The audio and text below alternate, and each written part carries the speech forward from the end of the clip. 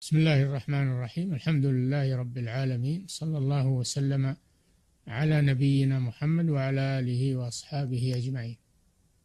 من علامة قبول الحسنة بعدها، فإذا انتهى شهر رمضان فإنه يتبع بأعمال جليلة، يختم بأعمال جليلة ويتبع بأعمال جليلة.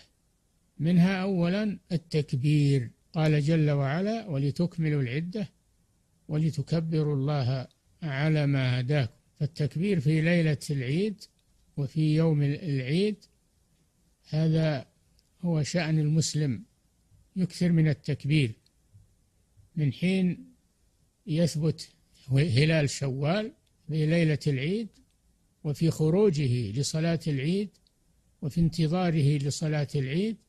كل ذلك يشتغل بالتكبير، ولتكبروا الله على ما هداكم.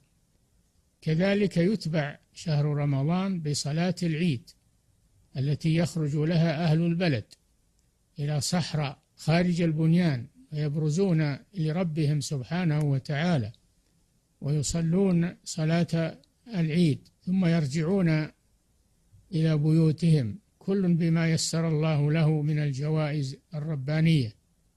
هو يوم الجوائز، فعلى المسلم أن يخرج للعيد متزينا بثياب الزينة المباحة، متطيبا وبأحسن مظهر، ويخرج لصلاة العيد ويصلي مع المسلمين ويشتغل بالتكبير ويصلي العيد مع المسلمين.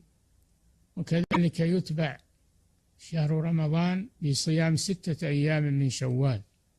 من صام رمضان وأتبعه 6 أيام من شوال فكأنما صام الدهر، يعني كأنما صام السنة، لأن السنة 12 شهرا، فرمضان عن 10 أشهر، و6 الأيام عن شهرين، هذه 12 شهرا وهي شهور السنة. فهذا فضل عظيم من الله سبحانه وتعالى. يتبع شهر رمضان بالتوبة والاستغفار وملازمة الطاعة بعد رمضان. أما من يتخذ العيد منطلقا للهو واللعب فهو يفسد ما بناه في رمضان، ويغسل ما بناه من رمضان بهذه السفاهات والحماقات. نعم، الفرح مطلوب في هذا اليوم، فرح بنعمة الله بالعيد، فرح بأنك صمت رمضان، قل بفضل الله وبرحمته فبذلك فليفرحوا. أما فرح السفه والغفلة واللهو واللعب فهذا غير مسموح به دائما وأبدا، ولا يناسب أن يتبع شهر رمضان المبارك بهذه السفاهات والحماقات والبرامج الهابطة.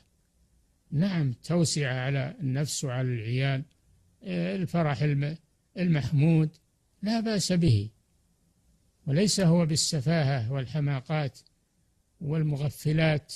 فبعد الطاعة والعبادة وبعد أن اعتقك الله من النار ترجع إليها الأعمال السيئة، هذا خسران مبين، نسأل الله العافية.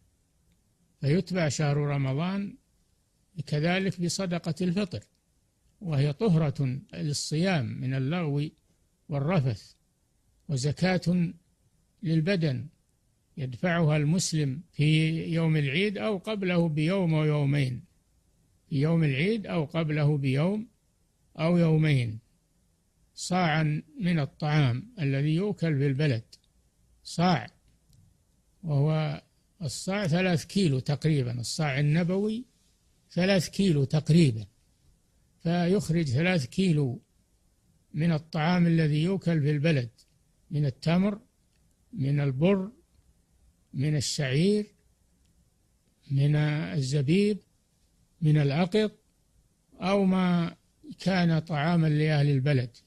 كل بلد بحسبه يخرج هذا الصاع ويدفعه للفقراء والمساكين، لأن يوم العيد ما فيه عمل، يوم العيد ما فيه سؤال للناس، قال صلى الله عليه وسلم: أغنوهم عن السؤال في هذا اليوم، أعطهم هذا الصاع يأكلون مع المسلمين ويفرحون مع المسلمين، ويستغنون عن سؤال الناس، ويسد حاجتهم في هذا اليوم.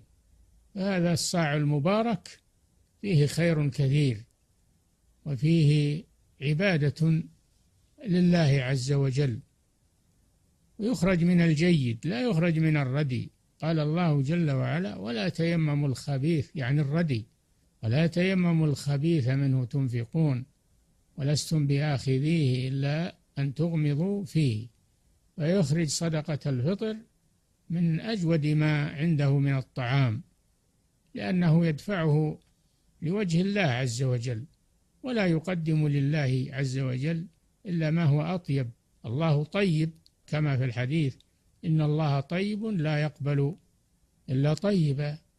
فعلى المسلم أن يؤدي هذه الصدقة وأن يضعها في مواضعها ويبادر بإخراجها، لا يؤخرها عن يوم العيد، لأن وقت إخراجها في يوم العيد، فإن مضى يوم العيد وهو لم يخرجها قضاء، تبقى في ذمته، يخرجها قضاء ولو بعد يوم العيد، ولا يتركها. ولكن وقتها الذي شرعه الله هو في يوم العيد، لأن الفقراء والمساكين بحاجة في هذا اليوم إلى من يعطيهم ليفرحوا مع الناس ويأكلوا مع الناس ويتوسعوا مع الناس.